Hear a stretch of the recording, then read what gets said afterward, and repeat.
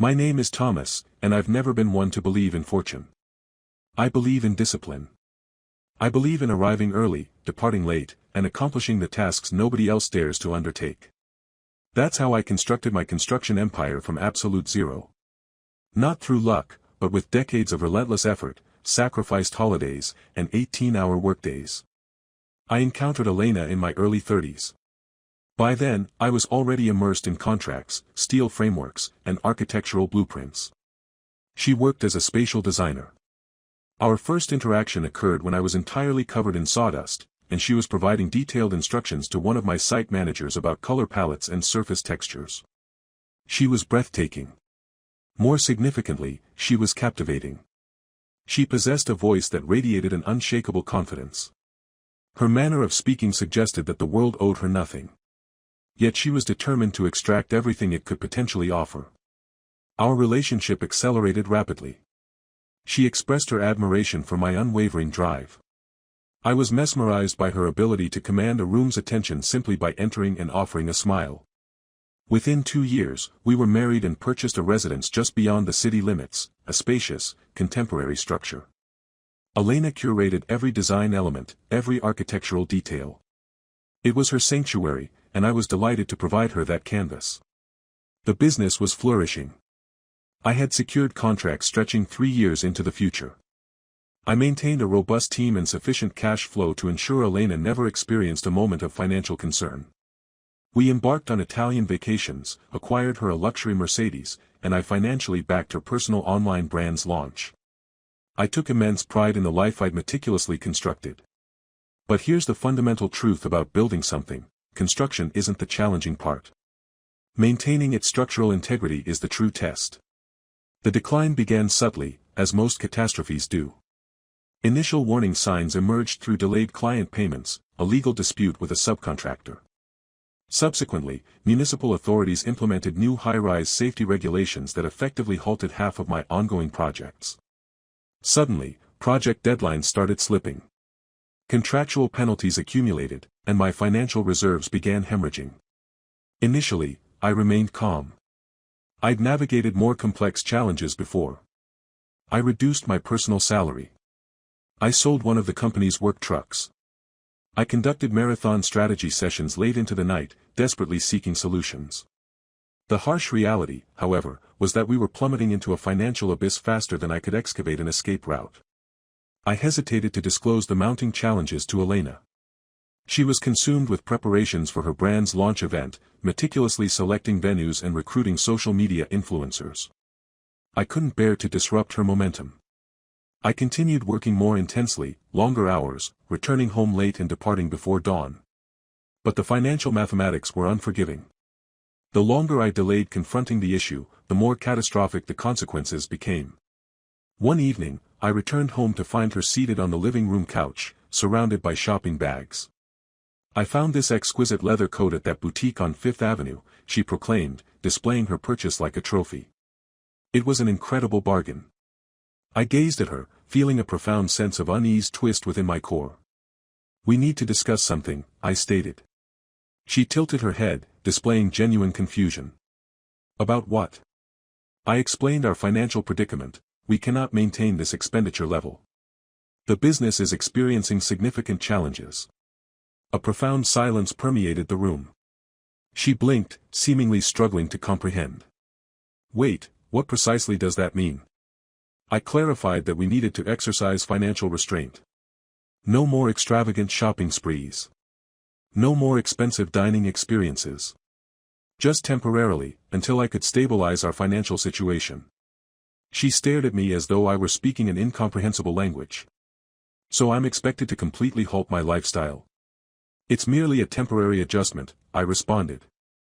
"Elena, I'm not suggesting we live ascetically. I'm requesting your support in navigating this challenging period."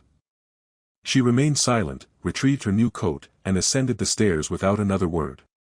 The subsequent weeks became a blur. I explored every potential avenue, attempting to salvage contracts, negotiating with suppliers, and even contemplating potential corporate mergers. Elena, conversely, appeared entirely oblivious to our financial constraints, continuing her lifestyle unaltered. Her appearance began transforming. Her attire became more provocative, more revealing. It was evident these changes weren't intended for my appreciation but for someone else's attention. I would return home late from the office to find her meticulously prepared, as though preparing for a romantic encounter rather than a professional meeting. "Where have you been?" I inquired one night as she entered just past midnight. "Dinner with some marketing colleagues," she responded dismissively, tossing her handbag onto the couch. The meal service was slow. "We were networking," she added without hesitation. Then she ascended the stairs and locked the bedroom door. Her absence became increasingly pronounced. When present, she remained either fixated on her mobile device or deliberately avoiding my existence. The warmth that once characterized our relationship had evaporated. The subtle intimacies, her inquiring about my meals, our late-night television viewing, holding hands, had vanished. Her lies grew increasingly transparent, her narratives inconsistent. One Thursday, she claimed to be attending a branding event downtown. Hours later, I encountered Damien, a former client, at a local gas station. His wife was acquainted with Elena. When I mentioned the event, he appeared puzzled. "Branding event?" "No, our wives had brunched earlier." She mentioned leaving early to meet someone for drinks. When I pressed for details, he merely shrugged, unable to provide further information.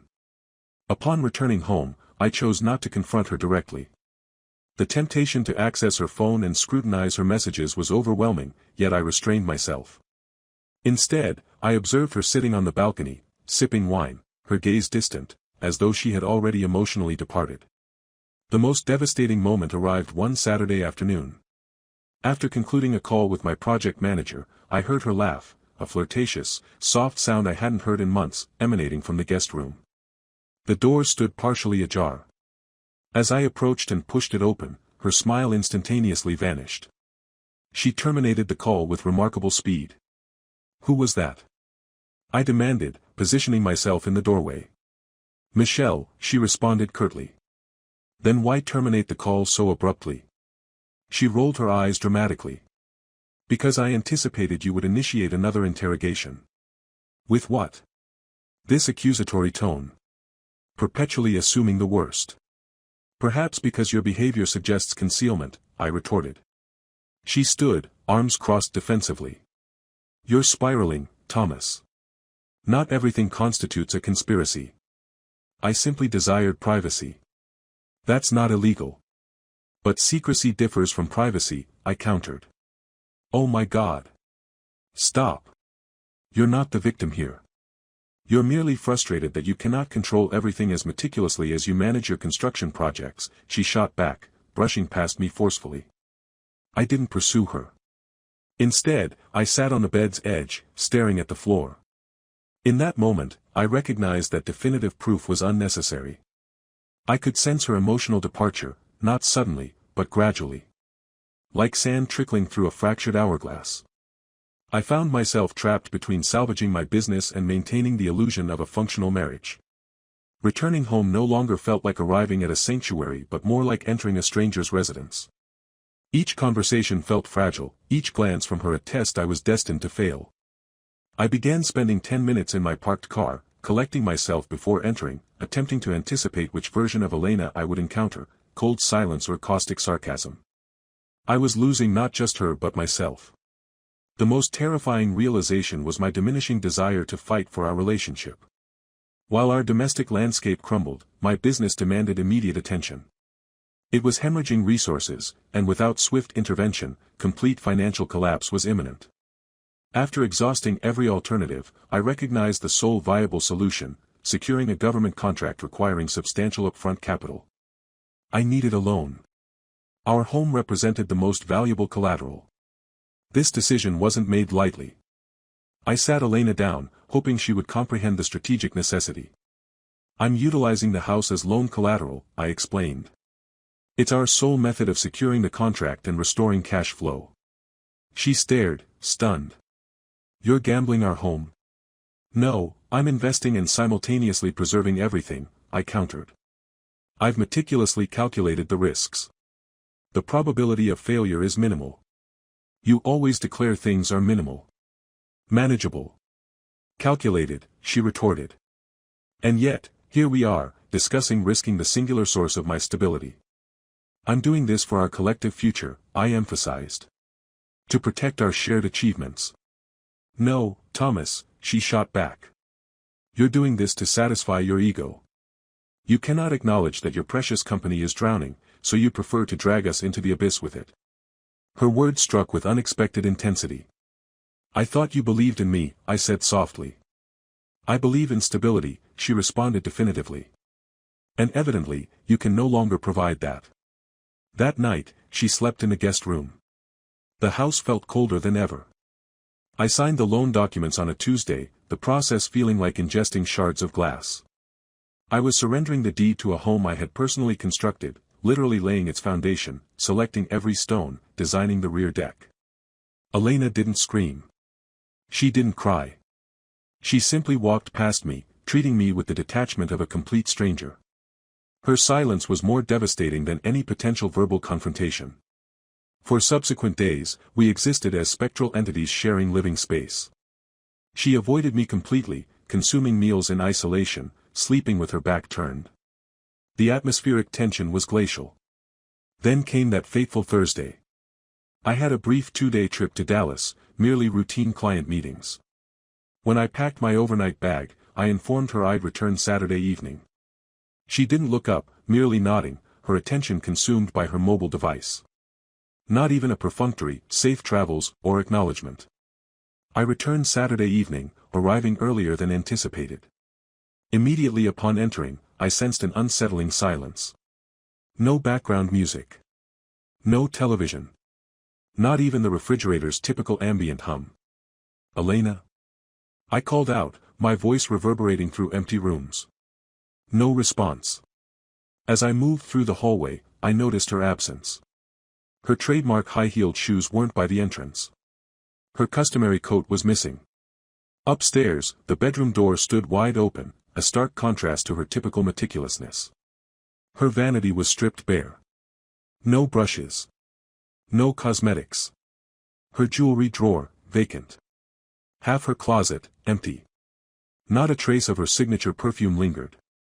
The bathroom revealed similar erasure, her toiletries gone, her cherished silk robe vanished. I descended to the garage. Her car was absent. The realization struck with devastating clarity, she hadn't merely departed. She had systematically eliminated every trace of her existence. No note. No explanatory text. No, I need space, communication. Just an empty home echoing louder than any farewell. Panic rising, I attempted to contact her. Straight to voicemail. Text messages, undelivered. That night, a message arrived from an unfamiliar number, I require more than fractured promises. I'm now with someone capable of genuinely providing for me. Cease contact. 12 years of shared history. Dissolved with a single, impersonal text message. No explanation. No closure. She hadn't simply left me. She had replaced me with someone perceived as more financially stable. Numbness consumed me. I didn't hurl my phone. I didn't scream. I sat motionless in the home I had meticulously constructed, repeatedly reading her message until the words blurred. I realized then, she never loved our life together. She loved the lifestyle I had created. The moment that facade cracked, she vanished. Fortunately, my cousin Mark, a divorce attorney, had previously offered prescient advice. Success attracts attention, he'd warned. But when success wavers, you'll discover who genuinely supports you. Heeding his counsel, we had drafted a prenuptial agreement. Crystal clear. Legally impenetrable. If she departed for another partner or committed infidelity, she would walk away empty-handed. At the time, Elena had laughed it off. You believe I'd exchange you for a wealthy benefactor? It was merely a protective mechanism, I had explained.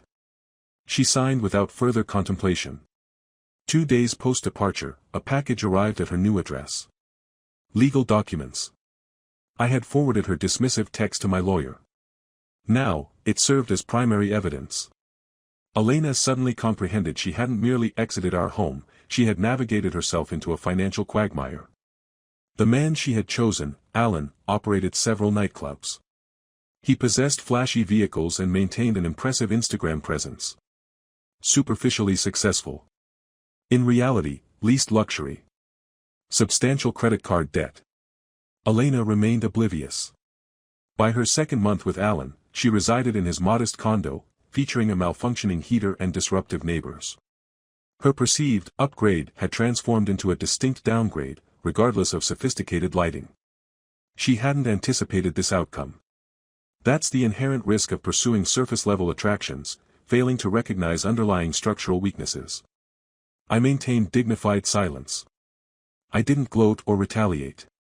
Gradually, her communications commenced. Initial texts, casual check-ins. Subsequent messages, expressions of missing our connection. Phone calls followed, consistently redirected to voicemail. Her messages grew increasingly desperate. Admissions of error.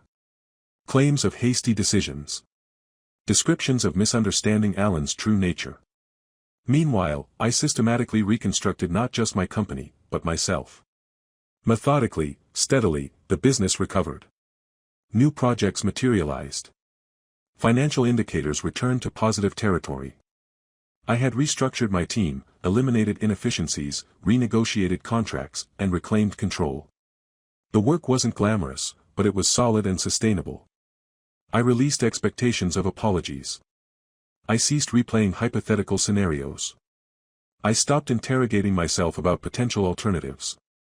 Because the fundamental truth was clear, I hadn't failed. She had. Not merely in loyalty, but in judgment. In character. She had mistaken luxury for love.